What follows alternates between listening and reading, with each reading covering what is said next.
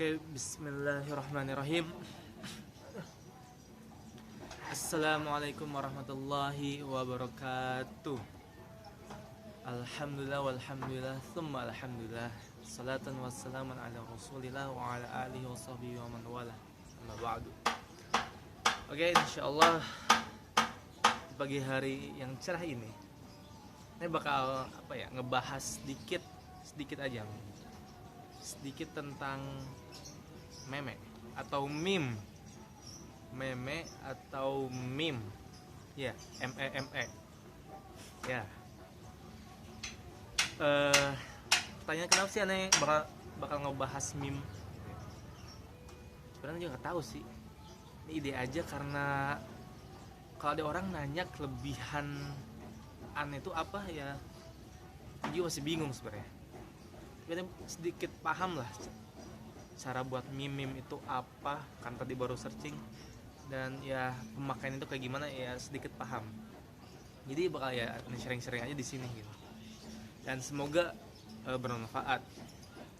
Jadi kalau meme itu, kalau mungkin kita searching di Google, maksudnya meme itu apa itu meme? Ya meme itu adalah ide atau isi pikiran yang kita salurkan gitu. Kita tuang dalam bentuk contohnya gambar, video dan semacamnya. Dan meme ini ditemukan sama siapa ya? Salah satu neologisme. Jadi neologisme itu kayak frasa atau istilah atau kata yang emang relatif belum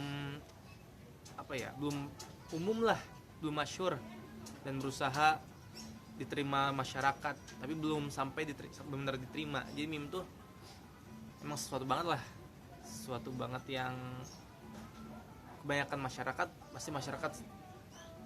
nggak tahu semua tentang meme gitu. Itu sedikit tentang meme, apa itu meme, dan apa itu neologisme secara singkat banget. Malah pertanyaannya tuh, meme kan harusnya bisa kita pakai, biasanya isinya itu gambar lucu-lucu lah ya, isinya itu humor, dan mungkin ada sedikit satir atau ada dark joke dan semacamnya. Dan meme juga bisa kita pakai buat berdakwah.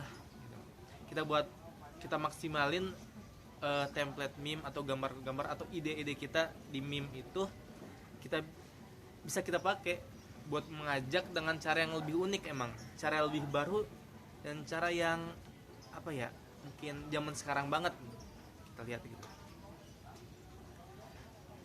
Meme buat berdakwah. Jadi dakwah itu ya banyak banget wasilahnya, banyak banget sarananya, salah satunya dengan meme.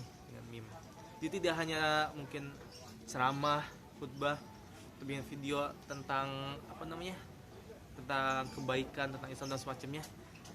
Pakai ini juga bisa loh wasilahnya. Kita buat meme gambar gitu juga bisa. Banyak banget sebenarnya tuh wasilah kita berdakwah. Kita menjadi contohnya menjadi muslim yang baik. Kita lihat kalau sikap, adab, akhlak muslim yang sebenarnya itu bagaimana, itu juga dakwah. Kita liatin ke masyarakat, ke tetangga. Kembali lagi tentang meme. Meme ini bisa dipakai buat berdakwah. Contohnya mungkin misalnya kalian tahu lah ya template meme apa yang rame. Banyak lah ya, banyak. Kita tinggal ubah tuh. Kita pahami dulu tuh gambarnya, maksudnya tentang apa, kita ubah aja. Contohnya meme yang setan tuh, yang bawahnya tuh setan, dia tuh ngomong I'm just wanna say I'm a biggest fan. Itulah kurang lebih ya. Aduh, bahasa Inggris aneh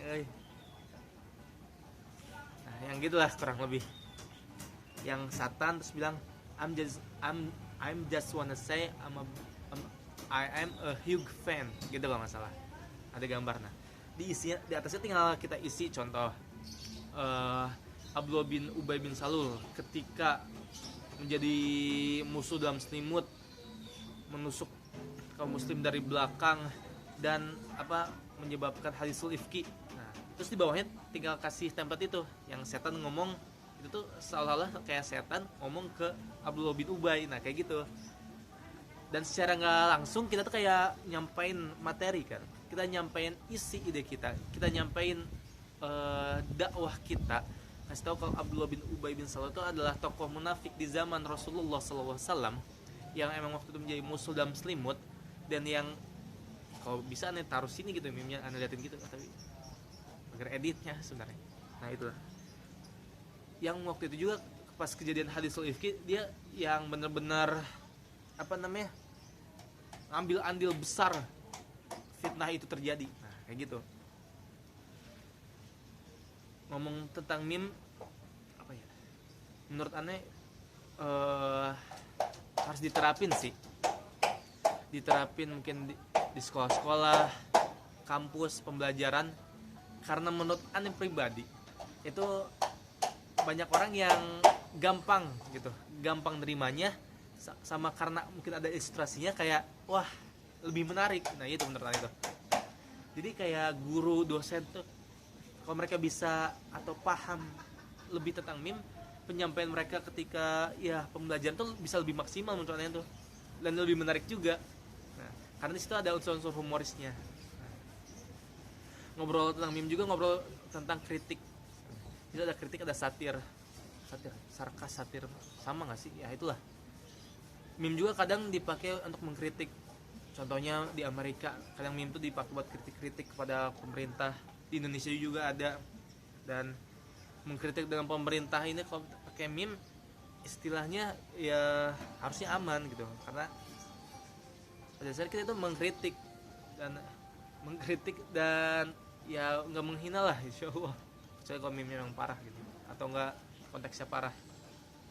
Pokoknya meme itu bisa dipakai buat kritik juga, kritik kebijakan, kritik pemerintah kita, mau itu presiden, wakil presiden, atau DPR-nya, punya legislatif, yudikatif, atau instansi polisi dan semacamnya. Harusnya bisa, tapi ketika ada RUU KUHP yang disahkan, apalagi yang pasal 218 ini, emang lumayan mempersempit gerak masyarakat untuk mengkritik. Karena kritik bisa aja dibilang sebagai penghinaan, penistaan dan semacamnya. Jadi ya apa ya, aduh, insya Allah banget lah. Ya itulah tentang meme, sedikit tentang meme. Mungkin aplikasi yang bisa kalian pakai untuk buat meme itu ada meme generator atau memeistic gitu. Dan kalian juga bisa follow meme Shuaya. Nah itu aneh sama teman yang buat. Dan ya kalau misalnya ngobrol meme, mungkin ada yang tahu tentang MCI, Meme Komik Indonesia, MRCI kalau nggak salah, Wancak, Nengex, nah kayak gitu. Bukan cuma sekadar humor aja yang ada di situ tuh, ilmu juga ada. Dari meme tuh ilmu ada, terus tuh kritikan ada, sarkas ada, semua itu ada. Dark jokes juga ada. Dark jokes, nah gitu. Sedikit tentang meme, ya itu aja. Semoga bermanfaat. Kurang lebihnya mohon maaf. Billahi taufiq wal hidayah. Wassalamualaikum warahmatullahi wabarakatuh.